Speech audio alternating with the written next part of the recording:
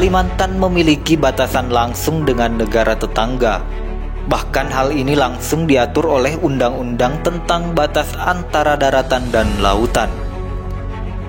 Sebenarnya mengapa ada Malaysia dan Brunei di tanah Borneo, bukan Indonesia saja, atau Malaysia saja, atau bahkan Brunei saja? Nah, untuk lebih jelasnya mari kita simak pembahasan berikut ini. Namun sebelum kita lanjut, jangan lupa like, share, and subscribe, serta nyalakan lonceng notifikasinya agar teman-teman mendapat informasi terbaru di channel ini. Sabah ataupun Kalimantan Utara awalnya milik Kesultanan Brunei.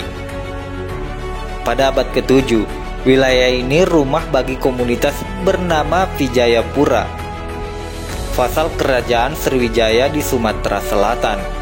Banyak yang percaya Vijayapura leluhur orang Brunei. Sejak abad ke-6, Kalimantan Utara ramai dikunjungi orang dari berbagai tempat. Ia menjadi pusat transit karena posisinya berada di tengah jalur perdagangan Tiongkok Nusantara. Sewaktu Kesultanan Brunei Darussalam berdiri pada abad ke-14, Sabah dan wilayah-wilayah lain di Kalimantan belum resmi bagian kerajaan. Baru pada era kekuasaan Raja Bolkiah abad ke-15 yang melakukan ekspansi besar-besaran hingga ke wilayah Banjarmasin di selatan. Sabah secara resmi dimasukkan ke dalam Brunei Darussalam. Pada abad ke-16 merupakan satu kerajaan besar yang meliputi Kalimantan Utara dan merentang hingga ke Filipina. Hal itu ditulis oleh John Stewart Bowman dalam Columbia Chronologies of Asian History and Culture.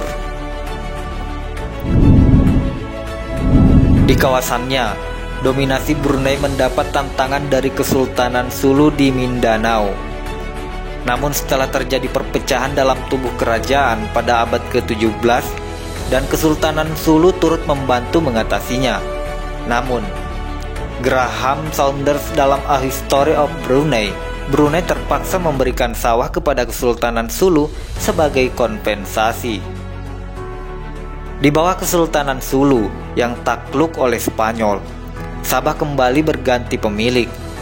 Wilayah itu lalu dijadikan pos perdagangan kongsi dagang Inggris atau AC setelah Alexander Perwira AC menandatangani perjanjian kontrak dengan Kesultanan Sulu. British North Borneo Provincial Association Ltd lalu menjadi British North Borneo Company, mendirikan kantor di situ dengan ibu kota di Kudat. Ketika Protokol Madrid ditandatangani oleh Inggris, Spanyol dan Jerman pada tahun 1885 yang mengakui Sulu sebagai wilayah kedaulatan Spanyol sebagai ganti atas klaim Spanyol terhadap Kalimantan Utara, Sabah tetap menjadi konsesi perusahaan Inggris itu.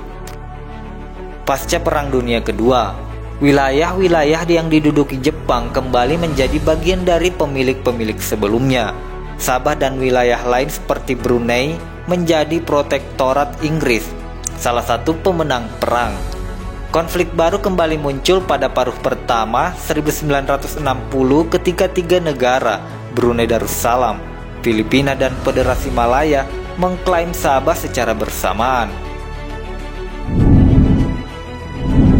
Berdasarkan sejarah, klaim Brunei, Sabah adalah wilayah kekuasaannya. Filipina bersikukuh Sabah sebagai wilayahnya karena sebelumnya merupakan milik sah Kesultanan Sulu yang disewakan kepada perusahaan Inggris. Dan Federasi Malaya mengklaim Sabah miliknya karena mulanya Sabah milik Inggris. Malaya ingin menyatukan Sabah Sarawak dan Brunei ke dalam Federasi Malaysia yang disponsori oleh Inggris. Konflik Brunei-Filipina berhasil diselesaikan pada tahun 1962.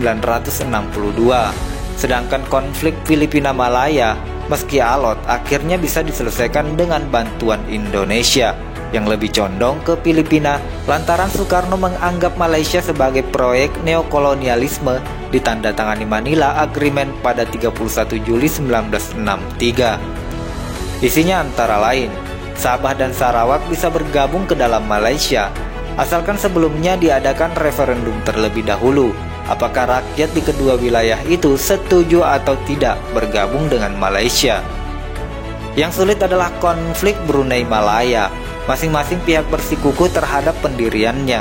Namun sebuah penyerangan bersenjata oleh rakyat Brunei terhadap pos-pos keamanan Inggris di hampir seluruh wilayah Kalimantan Utara pada 8 Desember 1962 membuat posisi politik Brunei runtuh. Inggris kembali menggenggam Brunei dan Sabah sebagai protektoratnya, yang tersisa tinggal Malaya. Ketika tim pencari fakta PBB yang dibantu wakil-wakil Indonesia dan Filipina sedang bekerja sebagai kelanjutan dari keputusan Manila Agreement, Perdana Menteri Malaysia Tunku Abdul Rahman Putra mengumumkan proklamasi Federasi Malaya pada 6 September 1963. Jakarta dan Manila menganggap Tunku mengangkangi perjanjian yang telah mereka sepakati. Namun, nasib Sabah dan Sarawak secara formal tetap masuk ke dalam Malaysia pada tahun 1963. Negara Malaysia baru terbentuk dari daerah jajahan Inggris yang dimerdekakan. Sebelum dijajah Inggris, seluruh Borneo atau Pulau Kalimantan bagian utara adalah daerah kekuasaan kerajaan dan Kesultanan Brunei. Borneo sebenarnya adalah sinonim dari Brunei. Sedangkan nama Kalimantan diambil dari salah satu suku Dayak, yaitu Klemantan atau Klementan.